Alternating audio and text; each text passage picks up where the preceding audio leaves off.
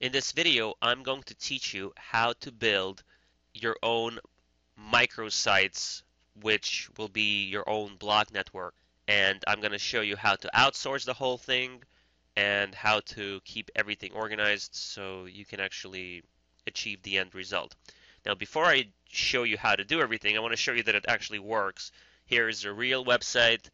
I went to the visitor analytics, clicked on sources, clicked on blog, and you can see the traffic coming in from all these different blogs, and it also shows you how valuable the traffic is, which is important. So there is a very low bounce rate on all the traffic. On average, the visitors are spending, 2 minutes. Some here spend 7 minutes. So this particular website was focusing on very niche words, which is financing and renting rims, and the traffic might not be amazing, but this is extremely valuable traffic. In fact, if we do an estimate of how much this traffic is actually worth, let's say that you get 10,000 visitors, for example.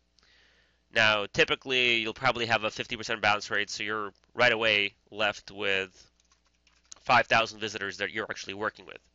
Now, out of the 5,000 visitors, you might have only 15% that's actually considering to buy something from you. And in order to see this, you click on visitor actions and you can actually see how many people are just coming in and spending 30 seconds and leaving versus how many people are actually spending 2 minutes on your website. So in other words, out of those 5,000, how many are spending over a minute on your website?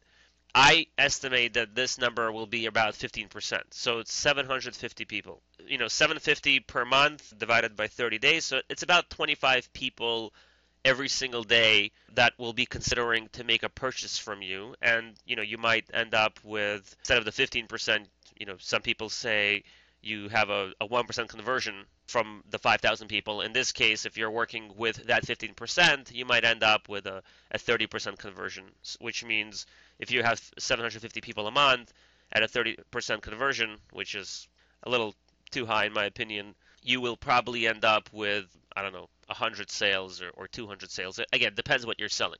In this case, they're selling finance applications, which doesn't cost a penny to fill out, so they might end up with that many applications filled out at the end of each month. But in this case, we have the blog works like a proxy, right? So the visitor comes into the blog and they can leave that blog. They don't have to stay on there, so the blog ends up with the true bounce rate. But once the person actually goes from the blog to the website, that is a serious buyer. It's a very targeted, qualified buyer that will probably spend more than a minute on your site, which means that those particular ones are the extremely valuable leads. Based on some of the research I did with the financing industry, each qualified lead ends up costing about, if you're paying Google like pay-per-click at the end of each month, you're paying about $70 to acquire one qualified lead. And if you're doing financing, obviously it's still worth it for you because there's enough net profit. But bottom line is that qualified targeted traffic is valued a lot, and the blogs can deliver that to you. And here's a living proof that it works. So here's a blog, and here's all the traffic coming from the blog. We started a series of these blogs about a month and a half ago. So this is basically a month and a half. Today is May 19th, right here. It says 5/19. Which means the analytics is for, from 1st to 19th, and we have 108 unique visitors. So we started the few blogs that we did. We started that a month ago, and we are up to about 5 to 6 visitors each day coming from those blogs, which will end up in 180 visitors per month. But again, it's not 180 junk visitors that go through a bounce rate and qualifications. This is 180 targeted visitors, which means if we revert that number back to what would the raw visitors come out to be, we would have to take 100 to 80, and since this would be like a 15% conversion from the very top, so we're talking about multiplying this by 180 times. We're talking about 1188. What I did basically, I took 100% divided by 15%, which is because we're working with a targeted visitors, we're left with 6.6. So I just took 180 times 6.6, which is 1188, and usually you end up with a 50% bounce rate, so we multiply that by 2. So the few blogs that we've created, and we ended up with 180 visitors, targeted visitors at the end of the day, is equivalent to getting 2,300 visitors from just Google alone. And obviously, if we take this number and go back 50% bounce rate, and then we have 15% who are actually qualified, then we're back at 180 visitors who are actually looking to buy products from the website. So anyway, I'm going to move on, but what I'm showing you here is the blogs work, and this should be your primary focus if you want to do organic traffic. This is past the Google Penguin update that just recently happened.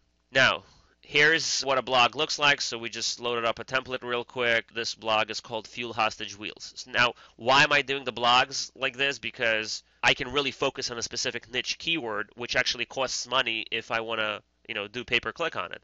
So Fuel Hostage Wheels, I've synced all of my wheels on here, and if I click on one of these and, click on, see the price, I end up on a shopping cart lead website.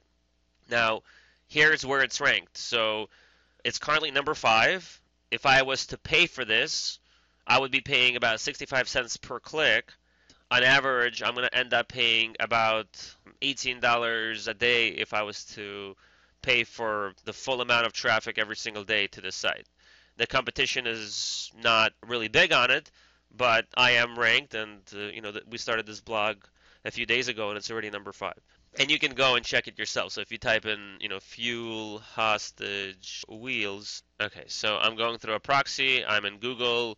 I search for fuel hostage wheels, and it is right here in the search results. So, it's going to be basically going between page 1 and page 2, up and down, but it's there. Now, the other benefit that you get from all of this is the fact that all of these links, like this link, and can't see it here because it just got cut off, but all of these links that are located on this article are being driven back to your website, which is considered a one-way link. And Google's Penguin update is specifically looking at relevancy. Is whoever is linking to you relevant or not? In this case, yes, they are relevant. You're building your own link network, which is relevant to your industry. So you kind of get two things at once. You're building short-term traffic through the blog, which is very targeted, but you're also building long-term ranking for your website, because eventually this blog will get a page rank. Google will really value it as a high authority site at one point, and that high authority will be passed on to your particular website. One thing that you want to probably do to these blogs is, after you set them up, you might want to hire someone separately to keep them alive and not dead spam blog sites. In the beginning, we're setting it up like that, but eventually we're going to go back and actually start maintaining them, and maybe even having some ads on here through AdSense, doing other press releases. So we'll start bringing these blogs to life after we finish setting everything up. Here's also another quick site to show you. So this is the Webmaster Tools for this website, and I'm saying who's linking the most to you, and you can see that Blogspot is one of them, and when you click on it, it actually tells you where all the links are going. So all the links are going to the home page, and then the category page, and all of these different product pages, which splits the whole thing up, which is good because you're ranking your inner pages. The other thing that you want to also consider is the fact that Google, specifically the Penguin update, and this could change by the time you watch this video, but this is what's happening now, is they're looking for a 2-to-1 ratio for websites linking directly to one of your URLs versus having an anchor text on top of that URL. So it goes directly to Fuel Hostage Wheels at blogspot.com, or a specific page within Fuel Hostage Wheels, versus going to this blog using the actual anchor text, like Chrome Fuel Hostage Wheels or something like that. They want the 2 of the ratio to be URLs and words like click here or check it out or visit here or something like that. And the 1 ratio should be actual anchor text keywords, and that's what the Penguin update was all about. And since most people were only ranking anchor texts, where in the charts the anchor text ended up being higher and the direct URLs were lower, that's where some websites, well, a lot of websites got affected. Using this blog method, we are going to be sending links to the actual URL, so that solved the problem also long term. This is what Google wants to see. Now, let's get to how do we actually build this whole thing. So this is the second part of the video.